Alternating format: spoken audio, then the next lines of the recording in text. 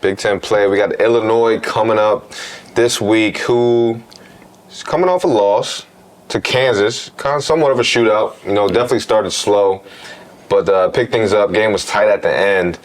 But best believe, as I always say, Penn State has a target on their back, and they're going to come in swinging this week coming up against the Nittany Lions. So once again, that test of maturity. A lot of people are asking, is this going to be a trap game, a sleeper game for the big whiteout coming soon?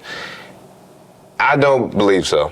I hope not, obviously, but as we know, you can't take Illinois lightly, just a few seasons ago. Yeah, I think Penn State needs to continue to ride this momentum. Like I said, we talked about coming into it and just showing team maturity. Mm-hmm. And I think the coaching staff has done a great job of harping that. They obviously were able to go out and execute it this past Saturday. But when you're talking about a Big Ten opponent, even if it is Illinois, when you look on paper, it may not present matchups the way that some other programs will. But I do have a ton of respect for Brent Bielema, and I think, obviously they got us. That was last year, right? That was two years ago. 2 seasons, 2 years overtime. Yeah, they got us. And I have a ton of respect for Brent. I think he's going to come in with a really good game plan. Yeah. And again, it's about us and how we approach this, because there's so many ways that we can manufacture points and B, I think defensively, there's an opportunity for us to really show again the maturity and development of who we're going to be as a defense.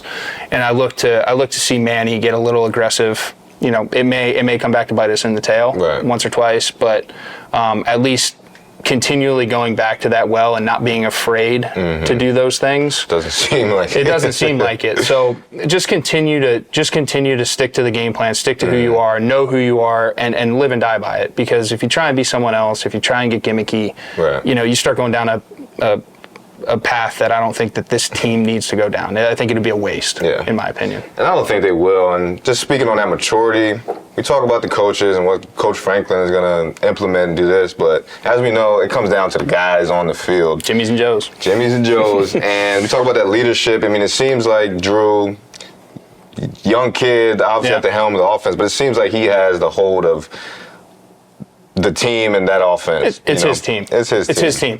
And we talked about it with the quarterback room. I think Bo understands that. I think that defensively there's enough personalities and leaders on that side to push Drew. And again, I think the first half of this year is going to be a lot of how can we stay focused at the task at hand, understand that, Coach Franklin got to keep the 1-0 mentality, but you, in the back of your mind, we know where we want to get to, and we know where we want to be after week 12, 13, whatever it is. So to make sure we're there, it's got to be a lot of internal growth for the first half of the season, I think. So, this Illinois, is it a trap game? Is it not? I'm not going to buy into it. I just think they need to go to work. Continue to show what they've been doing. And to your point, I think Drew is going to be, he's got to accept the expectations, and I think he has. Yeah, I mean, he's every time I hear the kid talk, it just sounds mature. I know we all keep saying it, and at this point, it's like I'm buying into it. So, and I'm waiting to see who's going to be that guy on defense. Obviously, we're not in the locker room, we're not going to see it all, but who's going to be that guy when these, as you said, down the line, these crunch games, these crunch moments? Who's going to be the guy to step up? Well, who do you think that's going to be? Right? Like, I think players follow players, right? Like, you can talk all you want.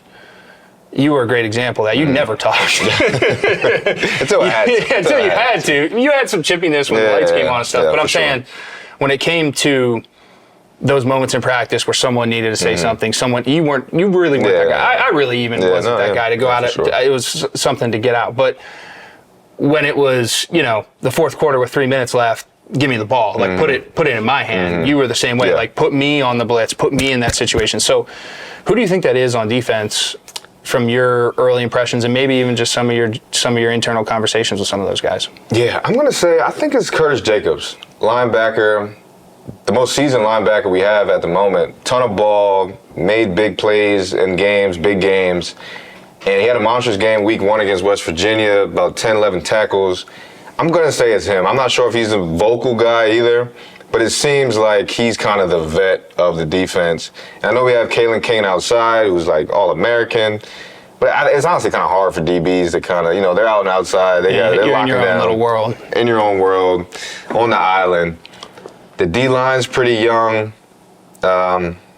Linebackers, I love Kobe King as well, but for some reason I feel like it's Curtis Jacobs. Yeah. Or it will be. I think that's a good choice. I don't know too much to dive into it in terms of like who's going to be what and how they're going to do it. Honestly, like I said, I'm an offensive guy. I pay attention to that stuff more, but he kind of gives me some Kabinda vibes. Yeah. After talking at the West Virginia, after the West Virginia game, he's kind of a funny guy, funny personality, but someone that I think those guys can follow. And to your point, played a lot of ball, has a lot of ball under his belt. So I think he can fill that void for sure. Yeah, and those guys, it's like not too serious, relatable. Guys can talk to them and not feel like they have to, zipping up, tighten up a little bit. So those are usually the guys that are kind of run the show. And it seems like Drew is like that. Obviously all about business, but you can shoot the crap with him, whatever you want to call it. Fun guy to be around. Keep it PG. Yeah, keep it PG. But I'm looking forward to this week.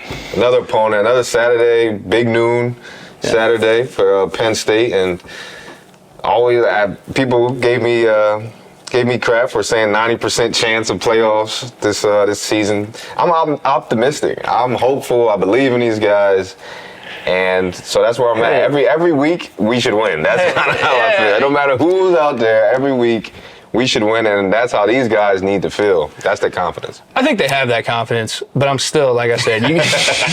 Is that my bold take? That was your bold take, dude. I was the 33, 33. You got to beat Michigan and Ohio State, and they've had our number. But to your point, I think that this team is tooled, focused. I think the coaching staff's focused. I think they're aligned properly to be able to step into those positions. Obviously, it's going to be a little bit of an adjustment for Drew, I think, a couple of those games. I'm curious to see how he handles that. I know the West Virginia game was under the lights, big moment, so on and so forth, but just from experience, it's a little different when it's the guys in scarlet and gray or maize and blue across the line. There's a little more butterflies in the stomach, for lack of a better term. There's a little more focus when you're preparing. And I know people say, everybody's there are opponents that are. That's why you mentioned your guy Perry on NBC Sports, Ohio State linebacker, former Ohio State linebacker, NFL linebacker. We need to get him up here. I have plenty of questions like that. I want to know what the environment's like at Ohio State when Penn State comes rolling in. Yeah. Is it this is that game of the year, or is it easy, steady, We'll get Joshua on. I think I got him pretty much committed. I don't want to dive into it too much, but I think I pretty much got him committed for the pod before the Ohio State game. So we've done a podcast in the past featuring the Big Ten. Okay. He's really good, man. Yeah, I really love him on there. That'll be a good conversation. He's wired a lot like us. He's a ball nerd. He really is. I can tell. He's a ball nerd, and he's very relatable though. So that'll be a lot of fun, man.